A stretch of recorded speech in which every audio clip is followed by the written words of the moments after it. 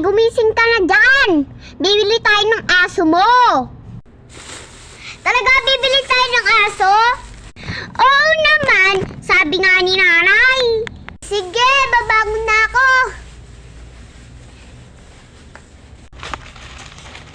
Punta na ako. Hintayin mo naman kami, bunso. Oo nga, bunso. Maghintay ka. Oo nga, anak. Haba na tuloy yung buhok ko. Dahil sa'yo, bagal mo. Nay, tay, mami, daddy, ate, nandito na tayo sa shop. Ito ang bibiling kong aso. Tara na, magbayad na tayo. Sorry mga anak, wala kasi yung aso ni wala kasi yung motor ni daddy nyo eh. Okay lang po, basta may alaga po ako. At may aso at pusa. Bilisan mo ate. Wait lang bunso. Bilisan mo bayad. Andito na ako.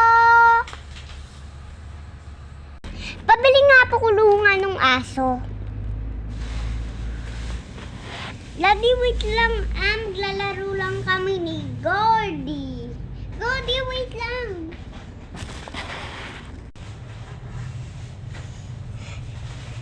Wow, ang ganda naman ng karton ni Gordy. Diyan ka muna, Gordy, ha. Bibili lang ako kalapate. Yan, nakabili na ako ng kalapate. Layo pala nito. Sasibaan pala ito na bibili. Yan, tabi kayo, Gordy. Ito na yung foods nyo. Ang bilis nyo naman. Tapos na agad. Ugas-ugas ng plato nila. Idala mo na kita sa friend mo. Ayan, dyan ka muna, ha?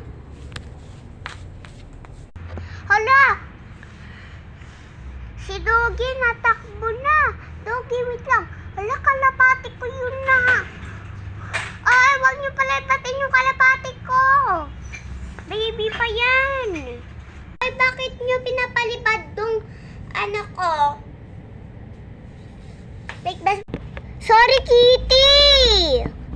Hindi na namin uulitin.